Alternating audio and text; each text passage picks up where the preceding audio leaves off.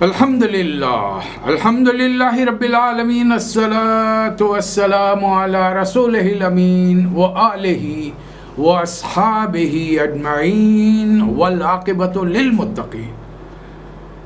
محترم خواتین و حضرات، السلام علیکم ورحمۃ اللہ وبرکاتہ۔ اعوذ باللہ من الشیطان الرجیم، بسم اللہ الرحمن الرحیم۔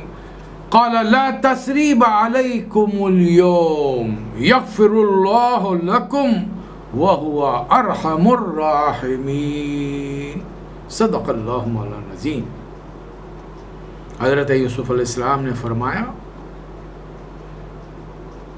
جائیے آج آپ پر کوئی گرفت نہیں، اللہ معاف کرے، وہ سب سے بڑھ کر رحم فرمانے والا ہے۔ سورہ یوسف چل رہا ہے، مکہ مکرمہ 13واں سال یوں سمجھیے کہ شروع ہوا ہے، اور ایک ہی سورہ میں نے لیا ہے، سورہ یوسف، اور اس کی بنیادی وجہ تھی کہ ایک سوال کیا گیا۔ اب یہ پورے سال میں کسی وقت بھی نازل ہو سکتا ہے سورہ، اس لیے کہ اب جو صحابہ اکرام مدینہ منورہ سے آئیں گے ان کے ذریعے بات پہنچے گی، اور کئی چیزیں اس میں اللہ تعالیٰ نے حالات اور ماحول پر چسپاں کر دیا ہے۔ پہلی چیز یہ واقعہ کہ بنی اسرائیل فلسطین سے مصر کب گئے، کیوں گئے، کیا حالات تھے، عرب کی سرزمین پر کوئی نہیں جانتا تھا سوائے یہودیوں کے 3 قبیلے مدینہ منورہ میں بستے تھے، اور کئی اور قبیلے خیبر میں بستے تھے۔ عربوں کو اس بارے میں سنگن نہیں تھی، نہ اس زمانے میں کتابیں تھیں کہ بھائی لائبریری گئے اور نکال کے پڑھ لیا معلومات کے لیے، ایسا کچھ بھی نہیں تھا۔ تو اللہ تعالیٰ نے پورا ایک مکمل جامع سورہ 111 آیتیں تقریباً الحمدللہ یہ نازل فرما دیا، اور پھر یوسف علیہ السلام کا ایک ہی پیغمبر کا۔ بڑے مزے کی بات یہ ہے کہ یوسف علیہ السلام کا نام کا سورہ ہے، طویل سورہ ہے، دوسرے جگہوں پر مقامات پر جو اللہ تعالیٰ نے پیغمبروں کی لسٹ کی نہیں ہے اس کے اندر یوسف علیہ السلام کا نام نہیں ہے، ایک ہی میں تفصیلات بیان کر دی۔ بتانے کا مقصد یہ ہے، عرض کرنے کا، کہ اگر دوسری قوموں کے پیغمبروں کو ان کے واقعات سن کے ہم کیا کریں گے؟ اگر نبی کریم صلی اللہ علیہ وسلم اور آپ کے پر جو ہدایات نازل ہوئی ان کی تفصیلات آ جاتی تو آج امت میں یہ فتنے ہیں، یہ جھگڑے، آپسی سر پھٹول نہیں ہوتے۔ مقصد ایک ہی ہے، ڈائریکٹلی دینے کے بجائے اللہ فرما رہا ہے تھوڑا سا اختلاف رائے ہونا چاہیے، انگیز کرو، برداشت کرو۔ معمولی سطحی چیزوں پر، ضمنی ذیلی چیزوں پر اس کو ایشو بنا کر، اس کو نفل چیزوں کو فرائض کے مقام پر لے جا کر ایک دوسرے کو فتوے دے لیتے مت پھرو، دین میں تفرقہ مت کرو، جیسے تم سے پہلے کی قوموں نے تفرقہ کیا ہے۔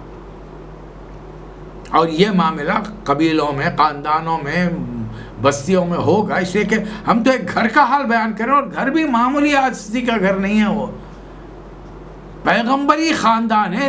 تیسرے پیغمبر اس وقت وہاں پر تبلیغ کر رہے ہیں، پہلے پیغمبر ابراہیم علیہ السلام، دوسرے پیغمبر اسحاق علیہ السلام، تیسرے پیغمبر یعقوب علیہ السلام موجود ہیں۔ اب اللہ ان کے بیٹے یوسف علیہ السلام کو پیغمبر بنانے والا ہے، اور اس کے لیے ایک پروسیس ہے۔ اب یہ پیغمبری اتنی آسانی سے نہیں مل گئے، یہ رتبہ بلند ملا، جس کو مل گیا، ہر ایک کے نصیب میں دار و رسن کہاں۔ یہ اللہ تعالیٰ جو نعمتیں دیتا ہے، یہ مقامات، درجات عالیہ دیتا ہے، بڑے کڑے امتحانوں کے بعد دیتا ہے۔ اب دیکھیے، گزشتہ بار ہم نے جو گزشتہ سیشن میں بات کی تھی کہ یوسف علیہ السلام کو خوبصورت بڑے بڑے خاندانوں کی شادی شدہ عورتیں گناہ کی طرف دعوت دے رہی،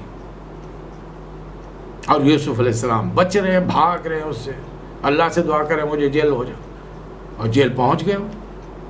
لوگ گناہ کر کے پکڑے جائیں تو سزا بھگتتے ہیں، جیل جاتے ہیں، مار پیٹ ہوتی ہے۔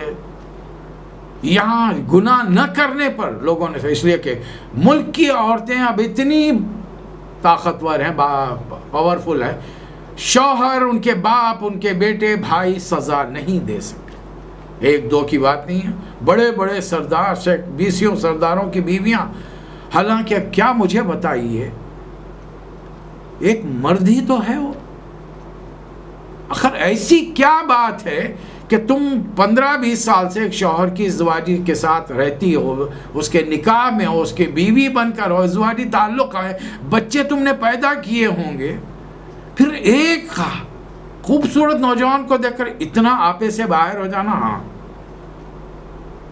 اس لیے کہ یہ چیز اٹریکشن کی اللہ نے رکھی ہے۔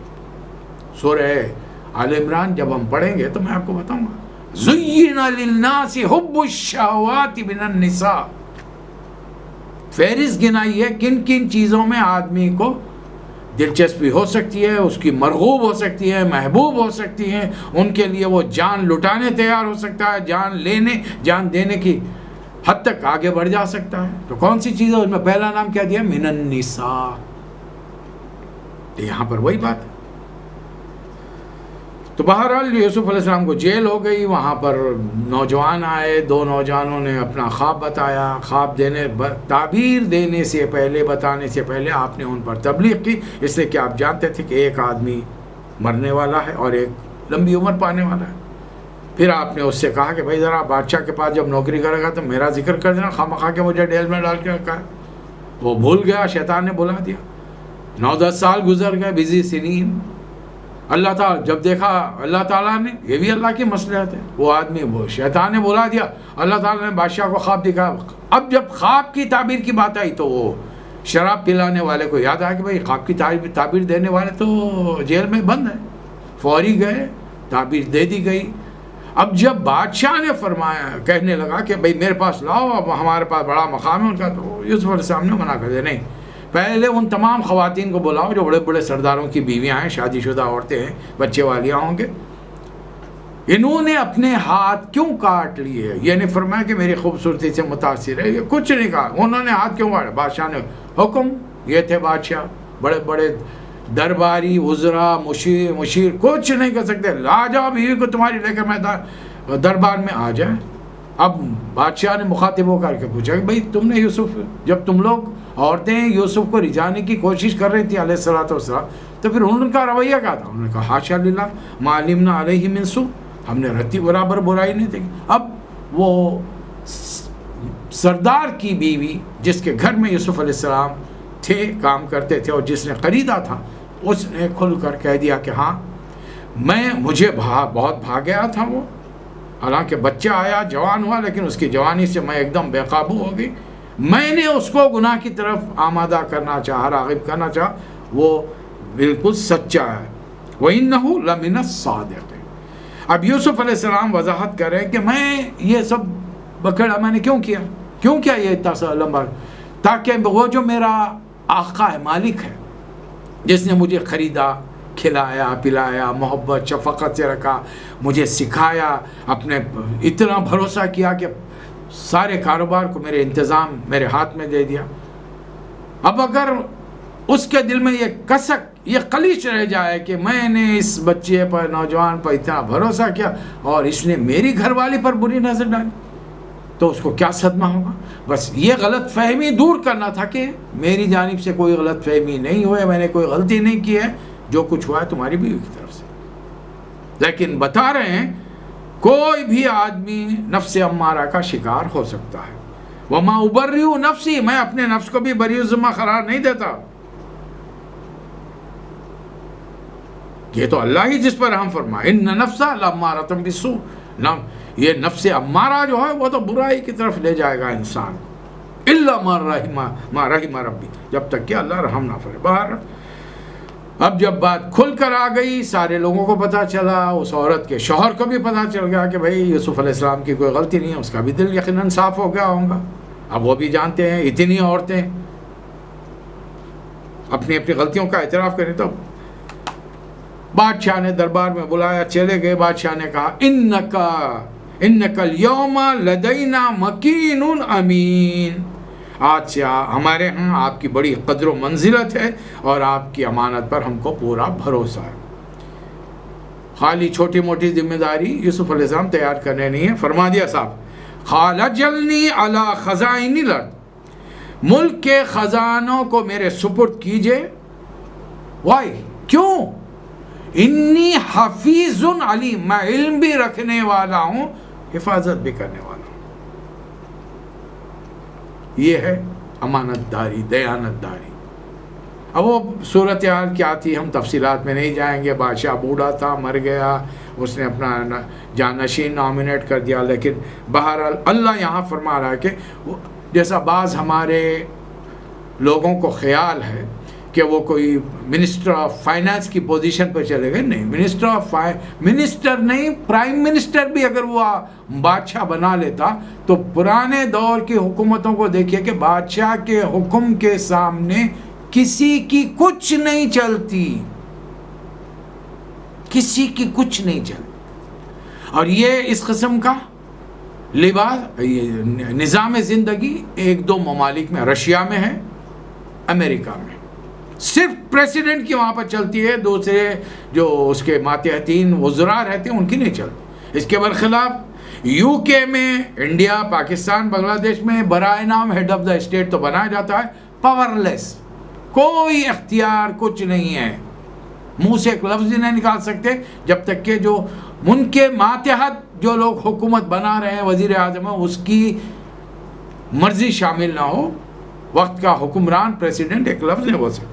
تو اس لیے یقیناً ان کو بادشاہی نظام میں وہ طاقت اور اختیارات حاصل ہوئے، اس لیے کہ اللہ کے الفاظ دیکھیے، وہ کذالک مکننا لیوسف فی الارض، ہم نے اس سرزمین میں یوسف کے لیے اقتدار کی راہ ہموار کی، اور کیسا اقتدار دیا، یتبوأ منہا حیث یشاء، وہ اپنی مرضی سے جو چاہے جیسا چاہے کر سکتے۔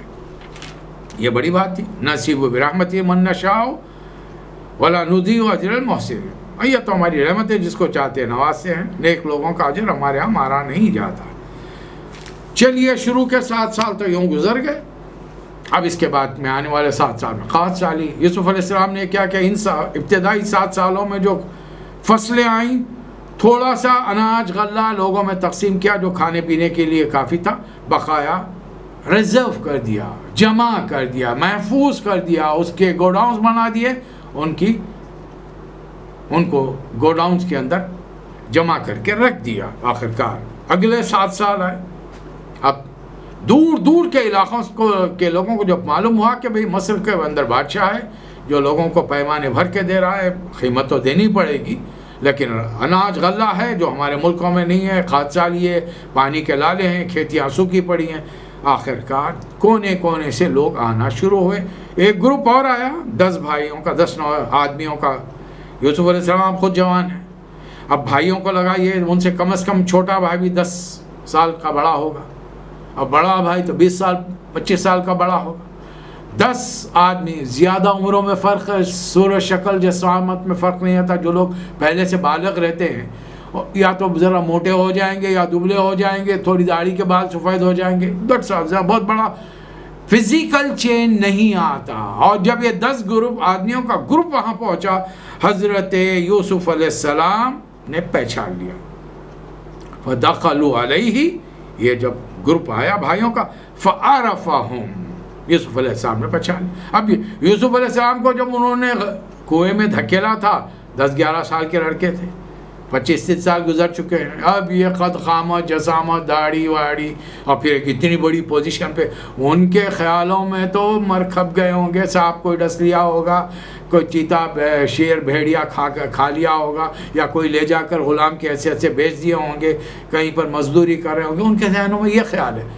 سوچ بھی نہیں سکتے کہ جس بھائی کے ساتھ انہوں نے بدترین سلوک کیا، اب ان کے سامنے ایک ملک کا حکمران بن کے بیٹھا ہوا ہے۔ اب دینے سے پہلے یوسف علیہ السلام نے بات چیت کی، ہاں بھائی گھر میں کتنے مرد ہیں؟ جی 12 ہیں۔ 12 کون؟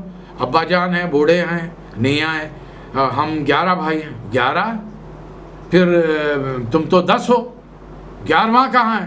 نہیں، وہ ابا جان نہیں چھوڑتے۔ معلوم کرنا چاہ رہے تھے کہ صورتحال کیا ہے، تو پتہ چلا کہ ہاں یعقوب علیہ السلام بیٹے کے غم میں، خود یوسف علیہ السلام کے غم میں روتے روتے نابینا ہو چکے ہیں، اور بھائیوں کے رویے کو دیکھ کر اندازہ ہوا کہ یہ یوسف علیہ السلام کے حقیقی چھوٹے بھائی بنیامین کے ساتھ وہ لوگ دن رات کیا سلوک کرتے۔ اب ان کو الٹیمیٹم دے دیا کہ اب جاؤ، آتونی بِأَخٍ لَكُم مِّنْ أَبِيكُم، وہ جو تمہارے والد سے تمہارا بھائی ہے اس کو اگلی بار لاؤ. کیا تم دیکھتے نہیں کہ میں پیمانے بھر کے دے رہا ہوں اور بہترین طریقے سے لوگوں کو کی میزبانی کرتا ہوں. وَإِن لَّمْ تَأْتُونِي بِهِ فَلَا كَيْلَ لَكُمْ عِندِي وَلَا تَقْرَبُوا، اور اگر 11 آدمی نہیں آئے تو پھر میں تمہیں آئندہ سے کوئی اناج غلہ نہیں دوں گا اور تم میرے قریب بھی نہیں پٹک سکتے.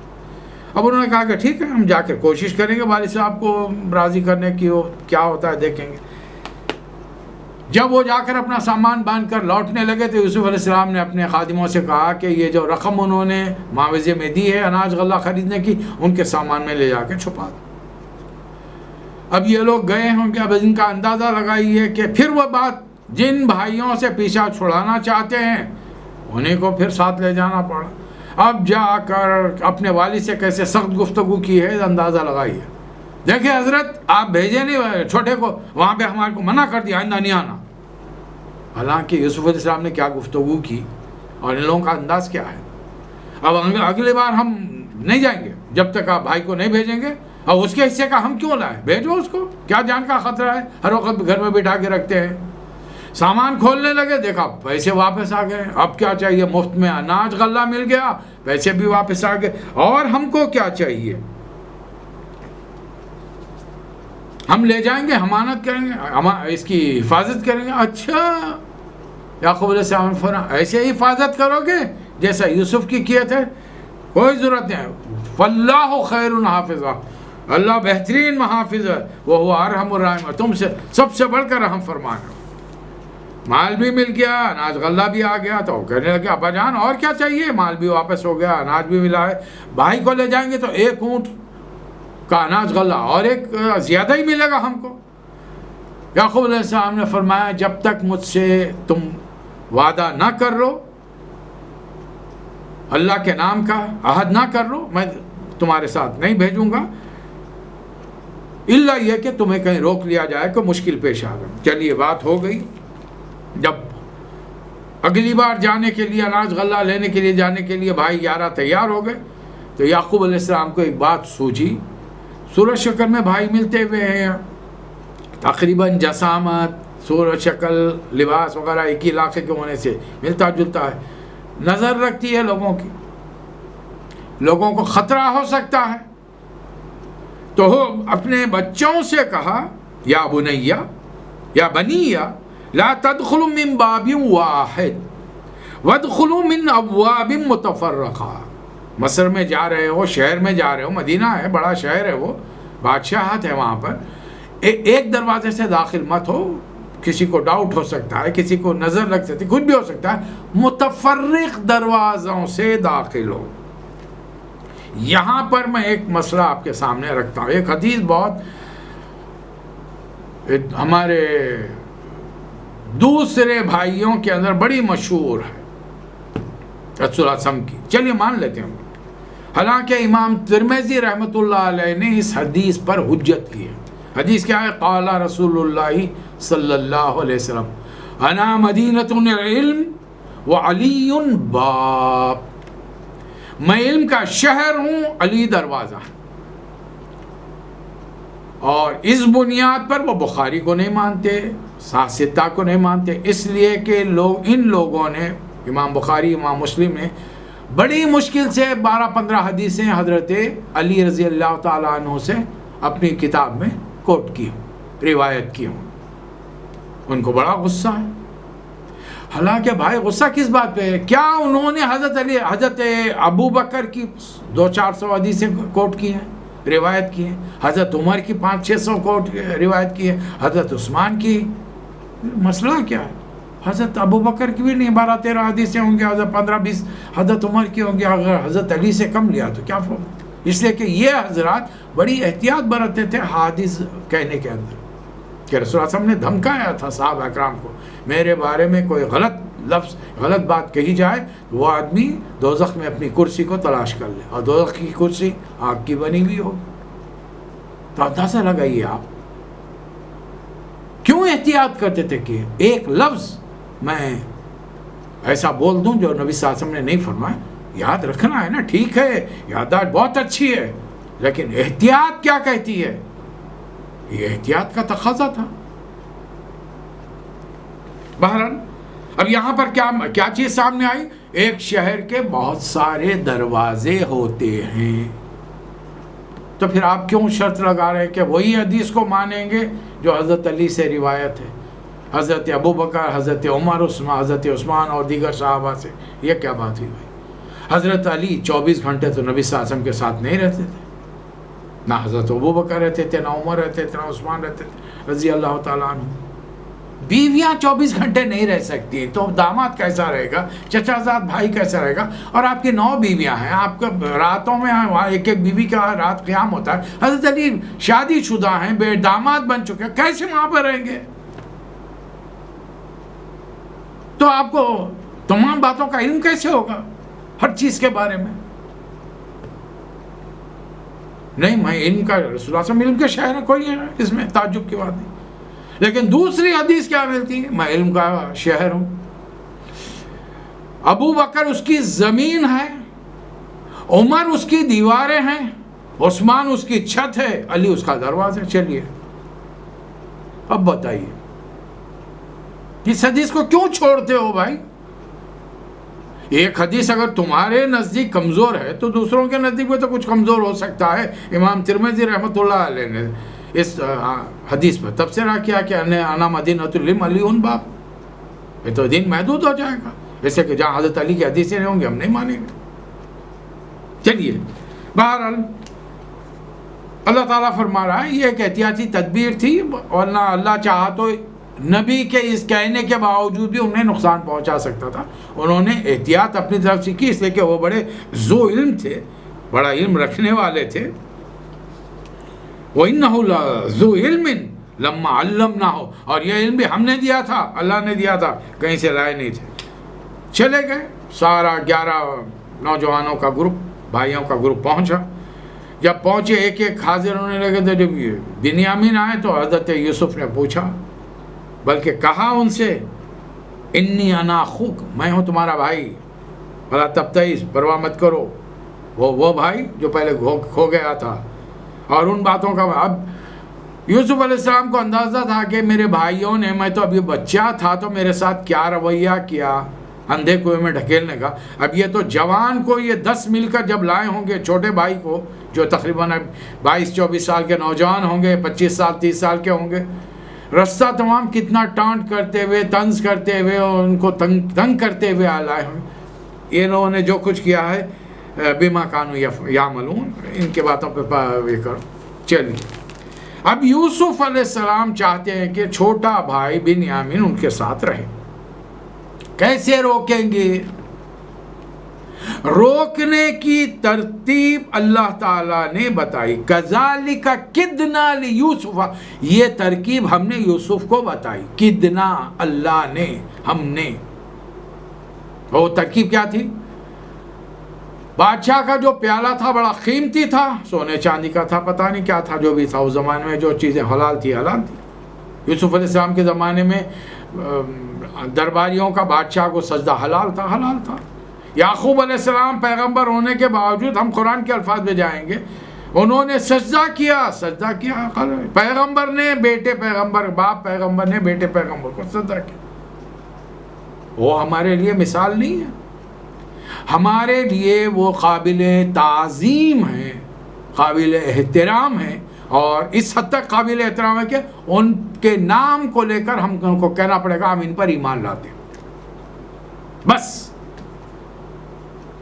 عمل نہیں کرتے ان کے طریقوں پر، اس لیے کہ اب جو طریقہ ہوگا وہ آخری خاتم النبیین حضرت محمد مصطفیٰ صلی اللہ علیہ وسلم کا ہوگا۔ چلیے بہرحال آپ نے نوکروں سے قیمتی پیالہ اپنے چھوٹے بھائی کے سامان میں رکھا دیا، ایک ترکیب کی، اور پھر جو قافلہ جانے لگا تو سپاہیوں نے جا کر گھیر لیا انہیں، تم لوگوں نے چوری کی ہے۔ اب وہ سارے بھائی 10 بھائی پریشان، ارے بھائی کیا چوری کی؟ ہم فساد کرنے نہیں آئے ہیں، اپنا غلہ اناج لینے کے لیے آئے ہیں، اور ہم چوری کرنے کے لیے یہاں پر گڑبڑ کرنے کے لیے نہیں آئے۔ تو سردار نے پوچھا، اچھا اگر تمہارے سامان میں سے کسی کے مال میں سے اگر وہ چوری کی چیز برآمد ہوگی تو کیا کرنا چاہیے؟ ہو سکتا ہے مصر کا اس وقت کا جو بادشاہ کا قانون تھا وہ یہ تھا کہ بھئی تھوڑا بہت جرمانہ کرو، چھوڑ دو، یوسف علیہ السلام جرمانہ کر کے بھائی کو بھیجنا نہیں چاہ رہے تھے، جرمانہ لے کر بھائی کو روکنا چاہ رہے تھے، اور ملک کا قانون ایسا نہیں تھا، تو اب کرنا کیا؟ ان سے پوچھو جن لوگوں کے پاس سے سامان نکلا، تو بھائیوں نے کہا ہمارا قانون یہ ہے کہ جس کے مال میں سے چوری کا سامان برآمد ہو اس کو روک لیا جائے، قید کر لیا جائے۔ یہی تو یوسف علیہ السلام چاہ رہے تھے۔ اب 10 بھائیوں کے پہلے سامان کی تلاشی لی گئی، کچھ نہیں نکلا، آخری میں چھوٹے بھائی کے سامان کی تلاشی لی گئی، اس میں سے وہ پیالہ برآمد ہو گیا۔ اب وہ 10 بھائیوں کو تو موقع مل گیا، دیکھے ارے بھائی اس کے سامان میں سے ملا ہے تو نو ایشو، کوئی پرابلم نہیں ہے، اس کا بڑا بھائی بھی ایسی تھا۔ اب بولیے، اب انہوں کو سلوشن بھی دے چکے ہیں، کیا کرنا، اس کو روک لو۔ دربار میں گئے، بھائیوں نے شکایت کر دی ہے، چھوٹا خراب ہے نا، کوئی مسئلہ نہیں، یہ ہمارے ابا کے جو آخری بیوی کے بیٹے ہیں نا، یہ دونوں ایسی تھی، اس کا بڑا بھائی بھی ایسی تھا۔ یوسف علیہ السلام کا یقین مانیے غصے سے کیا چہرہ بنا ہوگا، اور جذبات کو انہوں نے کیسے کنٹرول کیا ہوگا، صرف امیجن کیجئے کہ وقت کے جو حکمران کی گدی پر بیٹھا اس سے اس کے منہ پر الزام تراشی کرے یہ تم چور تھے، جبکہ یوسف علیہ السلام نے ایسا کوئی کام نہیں کیا۔ اب قرآن کے الفاظ میں فَأَسَرَّهَا يُوسُفَ فِي نَفْسِهِ، جذبے میں، لیکن ان کی بات سن کر حقیقت کو چھپا کر بات پی گئے، صرف اتنا کہے انتم شر مکانا، بڑے برے لوگ ہو، یعنی میرے منہ پر تم مجھے برا بھلا کہہ رہے ہو، چور بنا رہے ہو مجھے، واللہ عالم بما تصفون، جو کو تم کر رہے ہو اللہ ہی بہتر جانتا ہے۔ اب 10 مل کے خوشامد کریں، ابا سے اللہ کے نام کا عہد لے کر آئے ہیں کہ بھائی کو حفاظت سے لائیں گے۔ اب یا سردار بادشاہ سلامت، ہمارا ابا بہت بیمار بوڑھے آدمی ہیں، آپ ایک کام کیجیے، ہم 10 میں سے کسی ایک کو روک لیں۔ انہیں معلوم ہے 10 کے 10 کو بھی روک لیا تو ابا کو اتنی پرواہ نہیں ہے جتنی چھوٹے کی پرواہ، ہم کو ایک کو روک لیجئے، ہم دیکھ رہے ہیں کہ آپ بڑے نیک انسان ہیں۔ یوسف علیہ السلام نے کہا نہیں بھائی ایسا کیسا ہو سکتا، تم نے کہا جس کے مال میں سے چوری کا سامان برآمد ہوگا اسی کو روکنا، ہم دوسروں کو جو تم نے چوری نہیں کی تو کیوں روکیں گے؟ نہیں، اب جب دیکھ لیا کہ بادشاہ تیار نہیں ہو رہا باہر چلے گئے۔ اب جا کر بڑا بھائی، اسی لیے میں نے کہا تھا یہ بڑا بھائی ذرا نرم دل کا، تو اس نے کہا کہ میں تو واپس نہیں جاؤں گا، کچھ بھی ہو جائے، جب تک کہ اللہ کوئی فیصلہ نہ کرے یا ابا جان کی طرف سے کوئی فیصلہ نہ آ جائے میں نہیں جاؤں گا۔ تم لوگ جاؤ، جا کر بولو ابا جان ہم کو نہیں معلوم، ہم نے دیکھا نہیں، آپ کے بیٹے کو چوری کرتا ہوا دیکھا، لیکن قافلے والوں سے پوچھ لیجئے۔ اب اس کے ہمارے سامنے، قافلے والوں کے سامنے آپ کے بیٹے کے مال میں سامان میں سے بادشاہ کا چوری کا پیالہ برآمد ہوا، اس لیے بادشاہ نے روک لیا، ہم کچھ نہیں کر سکتے، ہم تو سچ بول رہے ہیں۔ بھائیوں نے جا کر وہی بات کہی۔ یعقوب علیہ السلام نے فرمایا بل سولت لکم انفسکم امرا، تمہارے نفسوں نے تمہارے لیے ایک اور بڑی بات کو آسان کر دیا ہے، فصبر جمیل، بہترین صبر، اچھا صبر کروں گا، عسى اللہ ان یاتینی بہم جمیعا، کیا اس میں تعجب کی بات ہے کہ اللہ تعالیٰ میرے تمام بچوں کو مجھ سے لا کر ملا دے، انہ هو العلیم الحکیم، وہ بہت علم والا ہے، بہت حکمت والا ہے۔ اب ایک دم پھر یاد آ گئی، یا اسف علی یوسف، ہائے میرا بیٹا یوسف، روتے روتے آنکھیں سفید ہو گئی، یعنی بینائی جاتی رہی۔ گھر کے لوگ کہہ رہے ہیں حتی تکون حرزن اور تکون من الحالکین، ارے بس کرو، کیا یوسف کو اور اس کے بھائی کو یاد کرتے کرتے ہلاک کر لو گے، اپنی جان کو جان دے دو گے تم؟ تب فرمانے لگے میں تم لوگوں تو کچھ نہیں کہتا، میں اپنا شکوہ انما اشکو بسی وحزنی الی اللہ، میں تو اپنے پریشانی اور اپنے غم کی فریاد اللہ کے سوا کسی اور سے نہیں کرتا، اور اللہ سے میں جس طرح واقف ہوں تم نہیں جانتا۔